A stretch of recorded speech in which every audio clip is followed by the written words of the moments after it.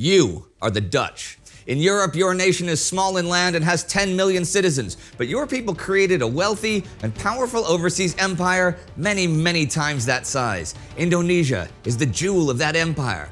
But the Indonesians want independence. You have killed them by the tens of thousands to prevent that, and still they fight, still they resist. So what do you do now in 1949? You kill more of them.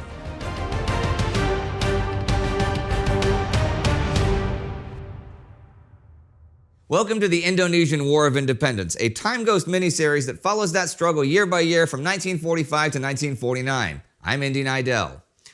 For 4 years, the Dutch have tried to regain their former colony, lost to the Japanese during World War II. Its vast wealth and natural resources, and its enormous workforce, are invaluable to the remnants of the Dutch Empire. But during these 4 years, the Indonesians have fought a relentless guerrilla war to maintain their independence, declared, though not given, in 1945. The Dutch responded with major military campaigns, even capturing the Republican capital of Yogyakarta and the Republican leadership last year. But now, the international community is growing tired of the Dutch. The UN is pushing for the Dutch to stick to their agreements to hand over sovereignty to the Indonesian Republic. The US believes that the money they're giving to the Dutch is being wasted on a colonial war and are now threatening to cancel financial aid. And by decisively defeating a communist revolution last year, the Indonesian Republicans have shown that they are up to the job of running their own country. Pressure from all sides is mounting on the Dutch. But to the Dutch government and representative of the Dutch Crown, former Dutch PM Louis Biel, things seem like they're going just fine. They are confident that soon their former colony will be their colony once again.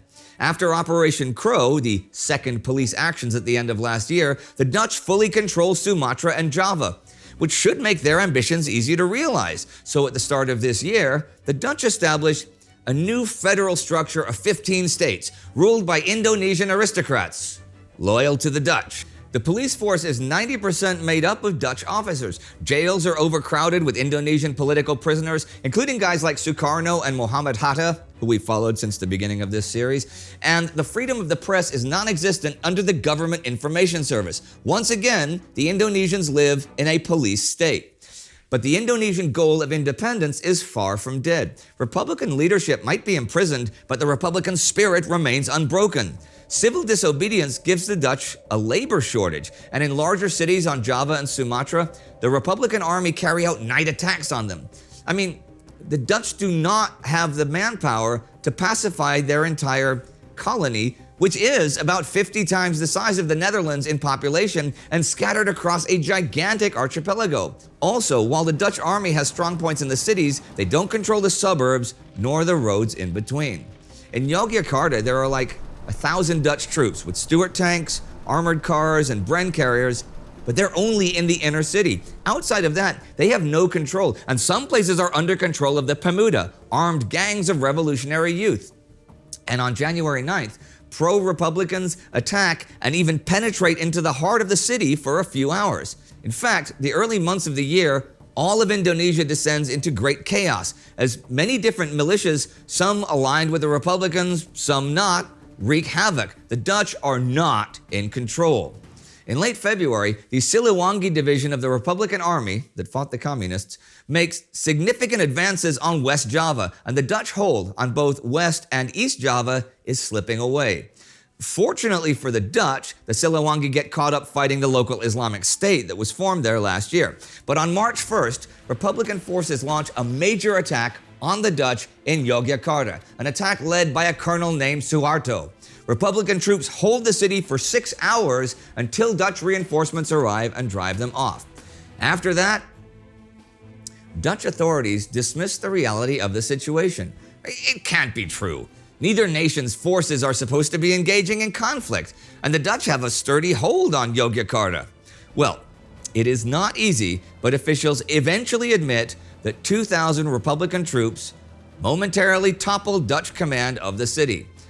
Despite defeat on the ground, this is a triumph for the Republicans, for it shows that the nationalist cause still has great strength. Furthermore, even those in favor of federalism are put off by continuing acts of Dutch brutality, like Dutch troops opening fire on small villages to suppress revolutionary activity, killing innocent Indonesians in the process. From events like that, 50,000 Indonesians die violently in this year, 1949, making it the most deadly year of the conflict. Biel is unable to present the world with the fait accompli on which he was counting. Instead, the United Nations sees the nation in chaos. The UN Security Council tells the Dutch that serious disorders have been created. The Republican government has been prevented from functioning, and a cessation of troops and hostilities have not been attained. The lack of Dutch transparency has now also placed them under intense scrutiny, and they're rapidly losing support. You can see where the UN is coming from. I mean, the Dutch are failing to comply with terms they themselves agreed upon in the Linggadjati and Renville agreements. Twice they've broken them to launch military offensives, and twice the UN had to make them cease hostilities. But the Dutch still show no interest in handing actual power over to the Republicans.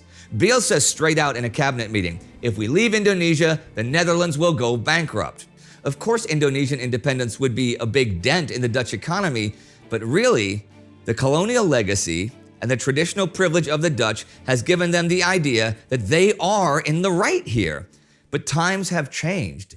India became fully independent in 1947, and the Indonesian War of Independence fits perfectly in the post-colonial era. The UN is now a forum for the thought and critique of colonial practices. Well, on January 28th, the US, China, Cuba, and Norway demand the reinstatement of the Indonesian Republican government. In Resolution 67, the Dutch and the Republicans agree to put an end to their military operations, and the Dutch consent to release political prisoners and to work towards the deadline of July 1st, 1950, as a date to hand over sovereignty to Indonesia. And yes, I'm aware that all the fighting I just talked about happens after this resolution. But this is the third time that the Dutch make these same kinds of promises. So the Indonesians don't trust them.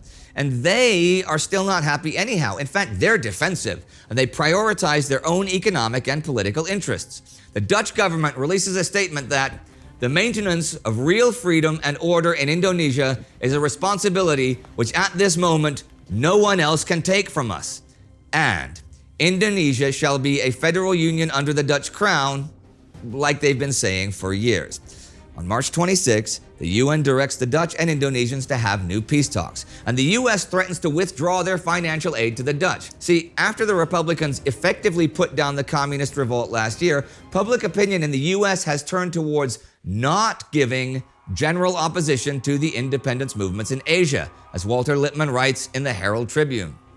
On May 7th, under pressure of the UN, the Roem-van agreement is signed. Sukarno and Hatta are released. Yogyakarta is returned to the Republicans, and the two resume their roles as president and prime minister. Hatta asks all Indonesian armed forces to cease all guerrilla activities. Both sides agree to discuss a formal transfer of power from the Dutch to the Sukarno government during the Roundtable Conference to be held in The Hague beginning August 23rd. The Dutch know by now that their military effort is not sustainable. Taking full control would require enormous financial investment. And if the Republicans continue to destroy the infrastructure, the resources, and the plantations, then the main motivation of the Dutch to retake the colony goes up in smoke. International pressure is mounting, with the US calling them out for senile and ineffectual imperialism. On top of all this, there are now voices from home that are adding even more pressure to the Netherlands' colonial aspirations to just be abandoned. Things finally look like they're coming to a close as the Roundtable Conference begins. Representatives of the Dutch intend to hand over power to the BFO and reluctantly to the Republicans. The BFO is the Federal Consultative Assembly, set up in July to discuss the future federation of Indonesia. 15 states are represented. These states were in fact set up by the Dutch, as I said, and are governed by pro-Dutch aristocrats who don't really enjoy public support. Nonetheless, of 150 seats of a House of Representatives, 100 are for the BFO states and 50 for the Indonesian Republic. In a Senate, 32 seats are given to the BFO and 2 to the Republicans. The first president of the United States of Indonesia is Sukarno, with Muhammad Hatta as its first prime minister. The Dutch army will withdraw in its entirety, giving full sovereignty to the United States of Indonesia. Indonesia will inherit a debt of 4.3 billion guilders, and the Netherlands will hold on to Western New Guinea as a colony. After 4 difficult years of turmoil, the moment that the Indonesians have been fighting for has arrived. On December 21st, the Dutch signed the Indonesian Declaration of Independence. On the 27th, the Kingdom of the Netherlands unconditionally and irrevocably transfers complete sovereignty over Indonesia to the Republic of the United States of Indonesia, and thus recognizes the Republic of the United States of Indonesia as an independent and sovereign nation. Meetbaar groot is de voldoening van een volk dat zijn vrijheid verwerkelijkt ziet. Hoe immens zwaar de taak ook is die deze jonge natie zich op de schouders tilt. In Jakarta, the Dutch flag is lowered, and in its place, the red and white Indonesian flag is raised. Sukarno moves into the palace where colonial governor-generals have lived for generations and assumes his role as president. And here we are, after 4 years of fighting, with the independence of the United States of Indonesia, which will last for less than a year. On August 17, 1950, Sukarno will form the Republic of Indonesia, unifying all states under his government, although the Dutch will stay in Western New Guinea until 1954 to show that colonialism can also be constructive. I know. This episode does not end in fire and brimstone. It ends in an independent Indonesia. And despite the enormous loss of life and the horrors of the fight, the future, whatever that may hold, is wide open. This is the final episode of the Indonesian War of Independence. We are only able to do series like this thanks to the support of the TimeGhost Army. Our TimeGhost Army member of the week is Zarathustra. Hey. You too can support us to see more series like this week after week after week after week at timeghost.tv or at patreon.com. Do not forget to subscribe, ring that bell, and I'll see you soon. Merdeka!